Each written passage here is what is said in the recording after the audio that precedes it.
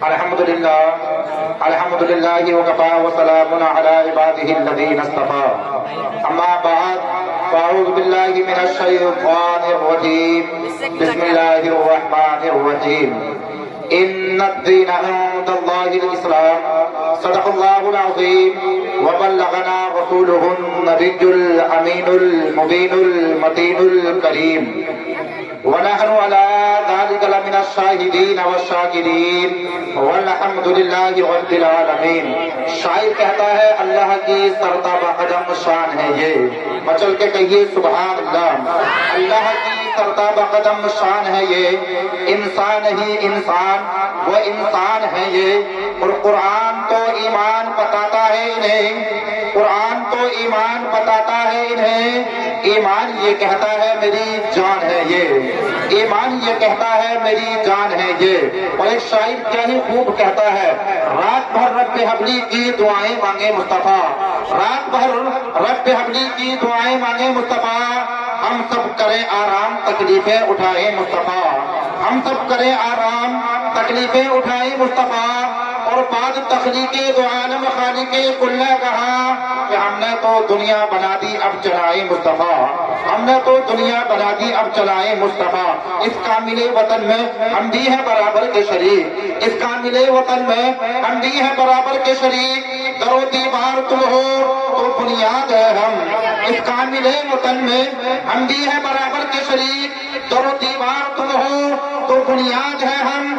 ہندو کو ناز ہے جس پر وہ نشانی ہم ہے، ہندو کو ناز ہے جس پر وہ نشانی ہم ہے، تاج اور لال قلعے کے نگہبانی ہم ہے، نہ گھبراؤ مسلمانوں خدا کی شان باقی ہے، ابھی اسلام زندہ ہے، ابھی قرآن باقی ہے، یہ دشمن کیا سمجھتے ہیں جو اپنے دل میں ہنستے ہیں، ابھی تو کربلا کا آخری میدان باقی ہے، ابھی تو کربلا کا آخری میدان باقی ہے۔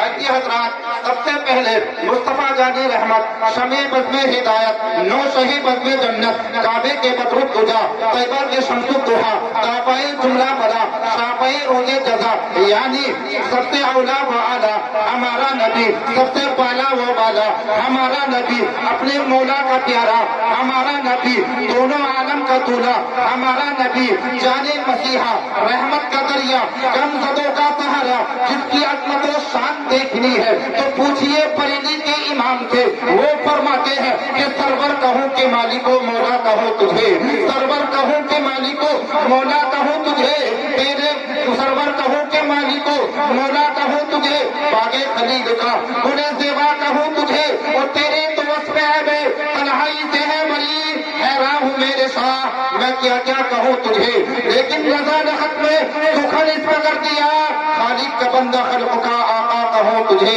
خالق کا بندہ خلق کا آقا کہوں تجھے۔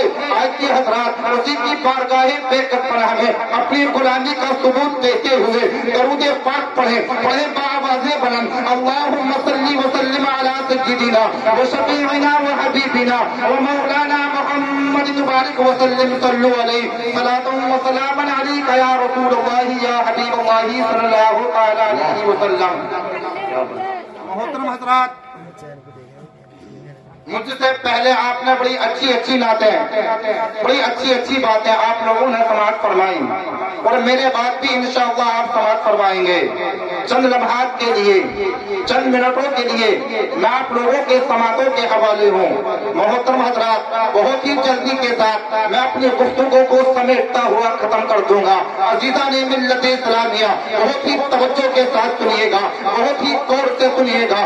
رب تبارک و تعالی قرآن مجید میں ارشاد فرماتا ہے، ان الدین عند اللہ الاسلام، بے شک رب تبارک و تعالی کے نزدیک سب سے پسندیدہ دین اسلام ہے، اچھا دین ہے۔ عزیزان ملت اسلامیہ، اسی دین اسلام نے، اسی دین اسلام نے ہم لوگوں کو آپس میں رہنے کا طریقہ دیا ہے، اسی دین اسلام نے ہم لوگوں کو شادی کا طریقہ دیا ہے، اسی دین اسلام نے بڑے بھائی سے محبت کرنے کا طریقہ دیا ہے، اسی دین اسلام نے ماں باپ کی خدمت کرنے کا طریقہ دیا ہے۔ اسی لیے تو رب تبارک و تعالی قرآن مجید میں ارشاد فرماتا ہے، ان الدین عند اللہ الاسلام، بے شک رب تبارک و تعالی کے نزدیک پسندیدہ دین اسلام ہے۔ مرحبا سبحان اللہ۔ دین اسلام ہے عزیزان ملت اسلامیہ، اسی دین کی خاطر یہ ہم لوگ کیا سمجھتے ہیں، بڑی آسانی سے یہ دین اسلام ہمارے پاس آ گیا، بڑی آسانی سے ہم لوگوں کو دین اسلام مل چکا ہے۔ عزیزان ملت اسلامیہ، یہ دین اسلام آسانی سے ہمارے پاس نہیں آیا، یہ دین اسلام بڑی مشقتوں کے ساتھ ہمارے تمہارے پاس آیا ہے۔ یہ مشقتوں کے ساتھ بڑی آسانی سے نہیں، بڑی بڑی پریشانی سے یہ دین اسلام ہم لوگوں کو ملا ہے۔ عزیزان ملت اسلامیہ، بہت ہی غور سے سنیے گا، ایک مرتبہ حضرت جبریل امین میرے تمہارے مصطفیٰ صلی اللہ تعالی علیہ وسلم کی بارگاہ میں تشریف لاتے ہیں اور بڑی ادب و احترام کے ساتھ عرض کرتے ہیں، یا رسول اللہ، اللہ تبارک و تعالیٰ کا حکم ہے آپ کو قرآن سنانے کے لیے جانا ہے، آپ کو دعوت دین دینے کے لیے جانا ہے، آپ کو قرآن کی دعوت دینے کے لیے جانا ہے۔ مسلمانوں، میرے تمہارے مصطفیٰ ارشاد فرماتے ہیں، اے جبریل یہ تو بتا کہاں جانا ہے، کہاں دعوت دین دینی ہے، کہاں قرآن سنانا ہے۔ حضرت جبریل امین نے عرض کیا، یا رسول اللہ، اللہ تبارک و تعالیٰ کا حکم ہے کہ پاک پروردگار عالم ارشاد فرماتا ہے، میرے حبیب سے کہہ دینا، میرے حبیب کو طائف کے لوگوں کو قرآن سنانا ہے، طائف کے لوگوں کو دعوت دین دینی ہے۔ میرے تمہارے مصطفیٰ اتنا سنتے ہیں، قسم خدا کی اپنے حجرے مبارک سے نکلتے ہیں، نکلنے کے بعد میں طائف کے بازاروں میں پہنچ جاتے ہیں، طائف کے گلیوں میں پہنچ جاتے ہیں۔ وہاں پر میرے تمہارے مصطفیٰ نے طائف کے لوگوں کو اکٹھا کیا، لیکن کسی طائف والے نے آپ کی بات نہ مانی، آپ کی بات نہ سنی۔ میرے تمہارے مصطفیٰ کو رب تبارک و تعالیٰ نے حکم دیا تھا، اے میرے محبوب، آپ کو طائف کے لوگوں کو دعوت دین دینی ہے، آپ کو طائف کے لوگوں کو قرآن سنانا ہے۔ عزیزان ملت اسلامیہ، میرے تمہارے مصطفیٰ قرآن سنانا شروع کر دیتے ہیں، آپ قرآن پڑھنا شروع کر دیتے ہیں، آپ دعوت دین دینا شروع کر دیتے ہیں، لیکن طائف والا کوئی میرے مصطفیٰ کو پاگل کہہ رہا ہے، کوئی دیوانہ کہہ رہا ہے، کوئی مجنون بتا رہا ہے، لیکن میرے تمہارے مصطفیٰ قرآن سنانا بند نہیں کرتے ہیں، آپ قرآن پڑھتے چلے جاتے ہیں، آپ قرآن سناتے چلے جاتے ہیں۔ عزیزان ملت اسلامیہ، طائف والوں نے میرے تمہارے مصطفیٰ پر پتھر مارنا شروع کر دیے، قسم خدا کی اتنے پتھر مارے کہ میرے تمہارے مصطفیٰ کا جس میں آخر خون سے تر ہو جاتا ہے۔ اللہ اکبر۔ عزیزان ملت اسلامیہ، میرے تمہارے مصطفیٰ ابھی بھی قرآن سنانا بند نہیں کر رہے ہیں، آپ قرآن پڑھتے چلے جا رہے ہیں، آپ قرآن سناتے چلے جا رہے ہیں، آپ دعوت دین دیتے چلے جا رہے ہیں۔ عزیزان ملت اسلامیہ، طائف والوں نے مشورہ کیا، ایسا کیا جائے کہ نشانہ بنا کر پتھر مارے جائے۔ عزیزان ملت اسلامیہ، میرے تمہارے مصطفیٰ پر نشانہ بنا کر پتھر مارنا شروع کر دیا، اور اتنے پتھر مارے، میرے تمہارے مصطفیٰ کا جتنے آتا خون سے تر ہو جاتا ہے، لیکن ایک ظالم طائف والے نے ایسا نشانہ بنا کر پتھر مارا، ایسا نشانہ بنا کر پتھر مارا، میرے تمہارے مصطفیٰ کے گھٹنے مبارک پر پتھر پڑتا ہے۔ میرے تمہارے مصطفیٰ درد کی تاب بنا لاتے ہیں، درد کی وجہ سے آپ بیٹھ جاتے ہیں، لیکن ابھی بھی قرآن سنانا بند نہیں کر رہے ہیں، آپ قرآن سنا رہے ہیں، آپ قرآن پڑھ رہے ہیں، آپ دعوت دین دے رہے ہیں۔ اے لوگوں، میرے تمہارے مصطفیٰ کے پاس میں تو طائف والے آتے ہیں، میرے تمہارے مصطفیٰ کے بازوؤں کو پکڑ لیتے ہیں، بازو پکڑنے کے بعد میں آپ کو کھڑا کر دیا جاتا ہے۔ میرے مصطفیٰ جب بھی قرآن سنا رہے ہیں، لیکن ادھر طائف والے پتھر برسا رہے ہیں، اتنے پتھر مارے، میرے تمہارے مصطفیٰ کا جس میں اگر خون سے تر ہو جاتا ہے، لیکن ایک طائف والے نے ایسا نشانہ بنا کر پتھر مارا، ایسا نشانہ بنا کر پتھر مارا، میرے تمہارے مصطفیٰ کی پیشانی پر پتھر پڑ جاتا ہے۔ میرے تمہارے مصطفیٰ کی جیسے ہی پیشانی پر پتھر پڑا، پیشانی سے خون کا فوارہ جاری ہو جاتا ہے، اور اتنا خون نکلتا ہے، اتنا خون نکلتا ہے، وہ خون نیچے آتے آتے میرے تمہارے مصطفیٰ کی جوتیاں مبارک خون سے بھر جاتی ہے۔ اے لوگوں، ہم کیا سمجھتے ہیں یہ دین اسلام بڑی آسانی سے ہمارے پاس آ گیا ہے، یہ قرآن آسانی سے ہمارے پاس آ گیا ہے۔ اے لوگوں، یہ قرآن ہمارے پاس آسانی سے نہیں، بڑی مشقتوں کے ساتھ میں ہمارے پاس آیا ہے۔ یہ دین اسلام ہمارے پاس آیا ہے اسی قرآن کے خاطر کربلا کے میدان میں حضرت امام حسین نے اپنی جان کو قربان کر دیا، اپنے مال کو قربان کر دیا لیکن قرآن کو اڑا دیا. عزیزان ملت اسلامیہ، اسی دین اسلام کے خاطر میرے مصطفیٰ کے نوادہ رسول نے اپنی جان کو قربان کیا، اپنے گھر بار کو قربان کیا، لیکن قرآن اپنی لعنت کی امت کے لیے بچا لیا تاکہ میری امت کو قرآن مل جائے. لوگوں، میرے مصطفیٰ کی جیسے ہی پیشانی سے خون کا فوارہ جاری ہوتا ہے، وہ خون نیچے نکلتے نکلتے میرے تمہارے مصطفیٰ کی جوتیاں مبارک خون سے بھر جاتی ہیں. کیا بات ہے! نعرہ تکبیر، نعرہ رسالت، عظمت مذہب اسلام. عزیزان ملت اسلامیہ، جیسے ہی جوتیاں مبارک خون سے بھری، لیکن ابھی بھی آپ قرآن سنانا بند نہیں کر رہے ہیں. آپ قرآن پڑھتے چلے جا رہے ہیں، آپ قرآن سناتے چلے جا رہے ہیں. صبح سے شام تک میرے تمہارے مصطفیٰ نے قرآن سناتے رہے، قرآن پڑھتے رہے، لیکن صبح سے جیسے ہی شام ہوتی ہے اب میرے تمہارے مصطفیٰ نے قرآن سنانا بند کر دیا. میرے تمہارے مصطفیٰ گھر کی طرف آ رہے ہیں. آپ کی لبے جگر حضرت فاطمہ الزہرا گھر کے اندر انتظار کر رہی تھی. میرے بابا جان آج طائف کے لوگوں کو قرآن سنانے کے لیے گئے ہیں. طائف کے لوگوں کو نعرہ رسالت، شاعر اسلام فاروق برکاتی دہلی، علماء اہل سنت. درود پاک پڑھیے گا. اللہم صلی وسلم علی سیدنا و شفیعنا و حبیبنا مولانا محمد مبارک وسلم صلو علیہ صلاۃ و سلام علیک یا رسول اللہ یا حبیب اللہ صلی اللہ تعالی علیہ وسلم. محترم حضرات، آپ لوگ ان علماء کرام کا دیدار کرتے رہیں اور اپنی محبتوں کا اضافہ فرماتے رہیں اور آپ کے ثواب میں اضافہ ہوتا رہے گا.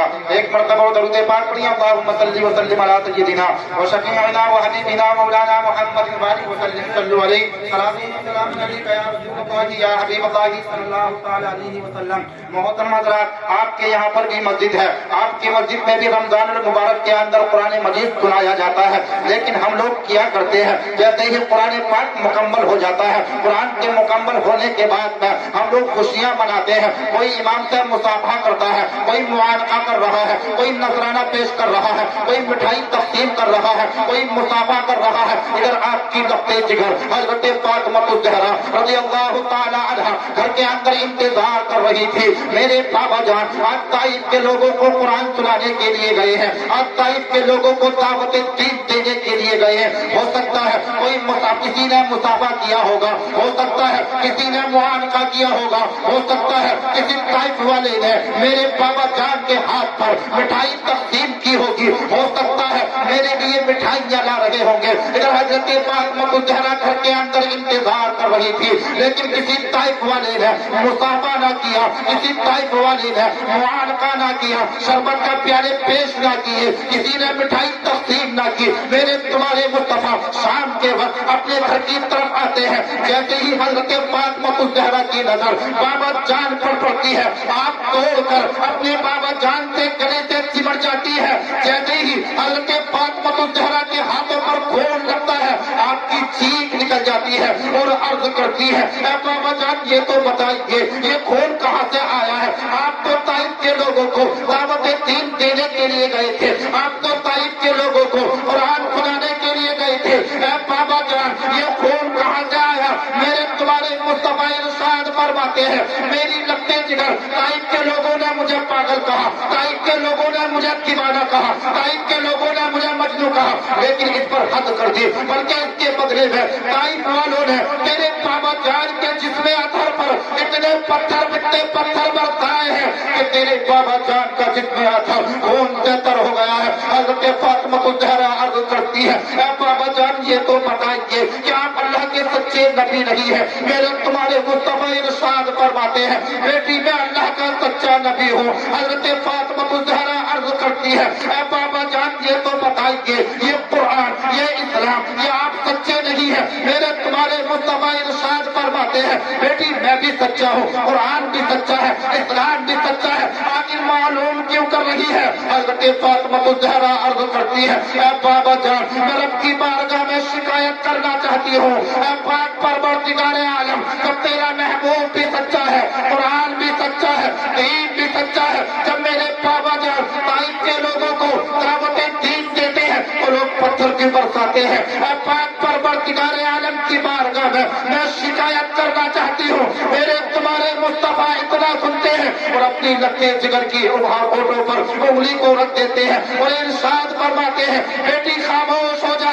میں رب کی بارگاہ میں ایک سودا کرا رہا ہوں۔ حضرت فاطمہ الزہرا عرض کرتی ہے اے بابا جان کیسا سودا کرا رہے ہو؟ میرے تمہارے مصطفیٰ ارشاد فرماتے ہیں بیٹی جب کل قیامت کا دن ہوگا، نفسی نفسی کا عالم ہوگا، کوئی کسی کا پرسانے حال نہ ہوگا، اس وقت میری گنہگار امت پل صراط سے گزرنا شروع کر رہی ہوگی، اس وقت میں اپنے سر کو سجدے میں جھکاؤں گا اور رب کی بارگاہ میں عرض کروں گا اے پاک پروردگار عالم، اگر طائف کے لوگوں کو قرآن سنانے کا نذرانہ دینا چاہتا ہے تو یہ نذرانہ دے دے، میری گنہگار امت کو پل صراط سے پار گزار کر جنت کا پروانہ دے دے، میری گنہگار امت کو پل صراط پار گزار کر جنت کا پروانہ دے دے۔ عزیزان ملت اسلامیہ، قرآن سے محبت کرو، اپنے بچوں کو بھی قرآن سے محبت کراؤ۔ قسم خدا کی جب ہم لوگ قرآن سے محبت کریں گے دنیا کے اندر کامیاب رہیں گے اور آخرت میں بھی کامیاب ہی کامیاب نظر آئیں گے۔ رب تبارک و تعالیٰ قرآن مجید میں ارشاد فرماتا ہے ان الدین عند اللہ الاسلام، بے شک رب تبارک و تعالیٰ کے نزدیک پسندیدہ دین اسلام ہے۔ رب تبارک و تعالیٰ کی بارگاہ میں دعا کرتا ہوں کہ پاک پروردگار عالم میرے کہنے میں اور آپ لوگوں کے سننے میں کہیں غلطیاں ہو گئی ہوں تو معاف فرمائے اور صحیح کو اپنی بارگاہ میں قبول فرمائے۔ سب سے پہلے مجھے عمل کرنے کی توفیق عطا فرمائے، بعد میں آپ لوگوں کو عمل کرنے کی توفیق عطا فرمائے۔ اور سبھی حضرات میرے ساتھ ایک مرتبہ کلمہ طیبہ کا ذکر کریں، پڑھیں بابا سے بلند لا الہ الا اللہ محمد رسول اللہ علیہ السلام۔ السلام علیکم ورحمۃ اللہ۔